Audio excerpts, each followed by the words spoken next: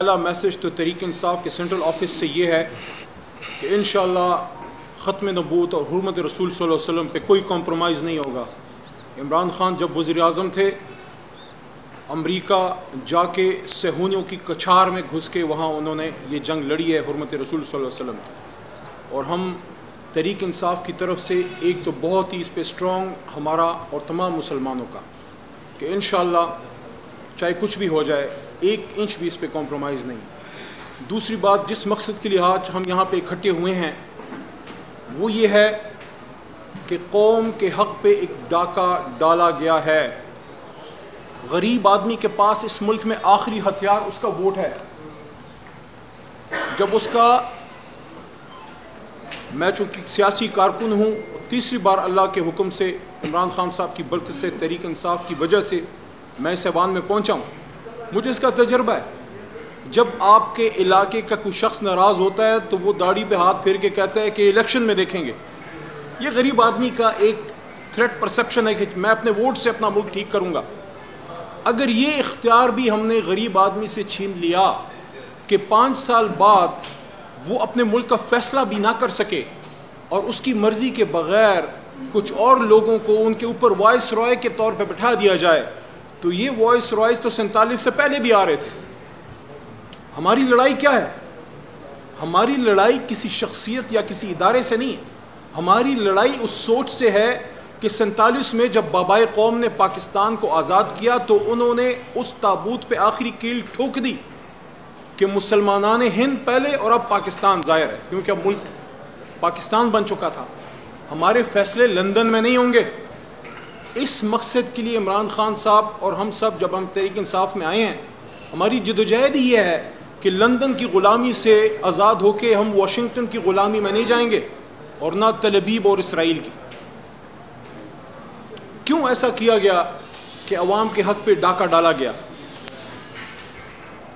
میری پرسوں ترسوں عالمگیر خان کراچی کے ہمارے ایکس ایم این اے سے بات ہوئی، بڑے افسردہ لہجے میں انہوں نے مجھے بتایا کہ 1 لاکھ سے زیادہ ان کا ووٹ تھا، 1,17,000 ہے، 1,15,000، وہ منہا کر کے جو شخص 10-15 جس کا ووٹ تھا اس کو جتوا دیا گیا۔ آپ کیسے ایسے کر سکتے ہیں؟ یہ قوم کے ساتھ مذاق کیسے آپ ایسے کر سکتے ہیں؟ اگر ہم نے یہی کرنا ہے تو پھر سوال یہ پیدا ہوتا ہے کہ اتنے اربوں روپے کیوں لگائے گئے؟ ہماری 80 اور 85 سال کی خواتین، بزرگ، ویل چیئرز پہ بیٹھے لوگ لائنوں میں 8 گھنٹے کھڑے ہو کے انہوں نے جب ووٹ ڈالا ہے وہ کس لیے ڈالا ہے؟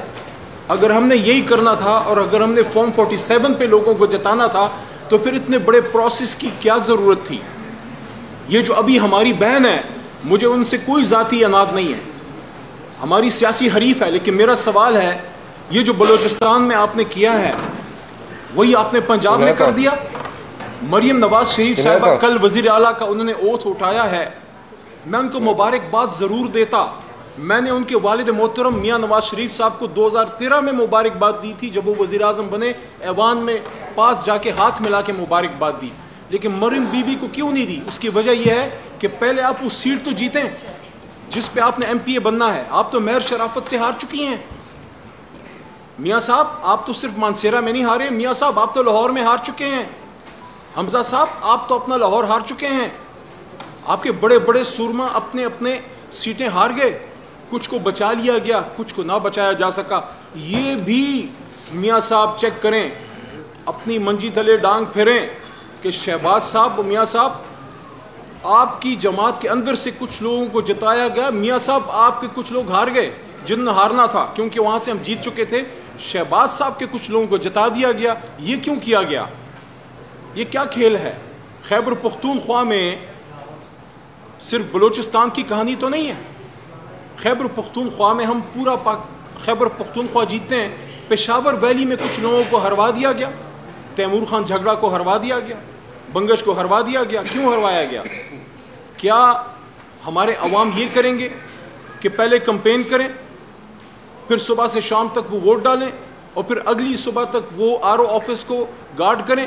دیکھیے، ہمیں پاکستان کو آگے لے جانا ہے۔ آخری بات کروں گا، پاکستان کو آگے لے جانے کے لیے ہم نے آج ایک نیا عمرانی معاہدہ کرنا ہے۔ اور وہ عمرانی معاہدہ یہ ہے کہ ہر کسی نے اپنا کام کرنا ہے.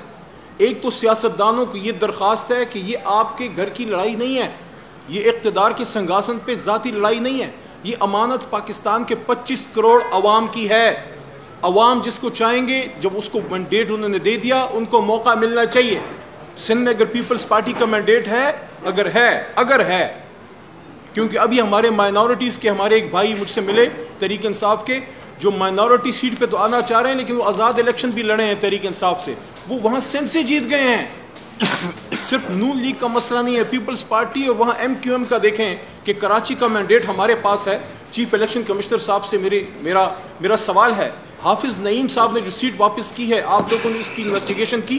چیف جسٹس آف پاکستان سے میرا سوال ہے, التجا ہے, درخواست ہے, وہ بھی مؤدبانہ, کہ جو کمشنر راولپنڈی نے راز افشا کی ہے. دیکھیے سچ وہ ہوتا ہے آخری بات جو پہلی بار کہا جائے, بعد میں تو مصلحت ہوتی ہے.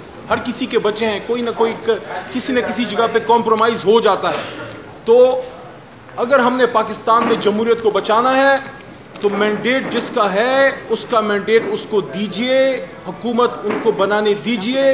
تحریک انصاف الیکشن جیت چکی ہے, 86 ہماری مرکز میں ابھی ہیں, 107 پنجاب میں ہیں, 90 ہماری پشتونخوا میں ہیں, 9 ہماری اس وقت سندھ میں ہیں, اور 1 سیٹ ہمیں جو ہے بلوچستان سے.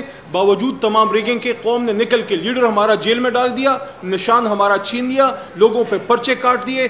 باوجود تکلیف کے لوگ نکلے اور بہت سے لوگ کمپین تک نہیں کر سکے. ہمارے مردان میں عاطف خان صاحب کمپین نہیں کر سکے, جنرل سیکرٹری عمر ایوب خان صاحب کمپین نہیں کر سکے, اس کے باوجود قوم نے نکل کے ان کو جتایا.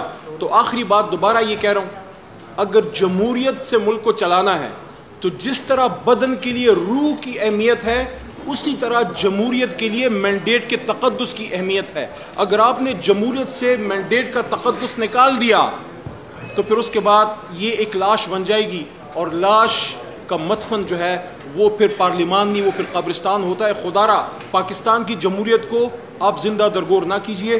میں آخر میں پھر یہی بات کرتا ہوں, بلوچستان ہمارا دل ہے, ہماری جان ہے, اور بلوچستان کو قومی دھارے میں آنے دیں.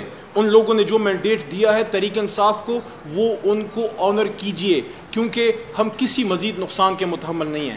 پاکستان زندہ باد, عمران خان صاحب, اور پاکستان کے عوام پائندہ باد. جی سر.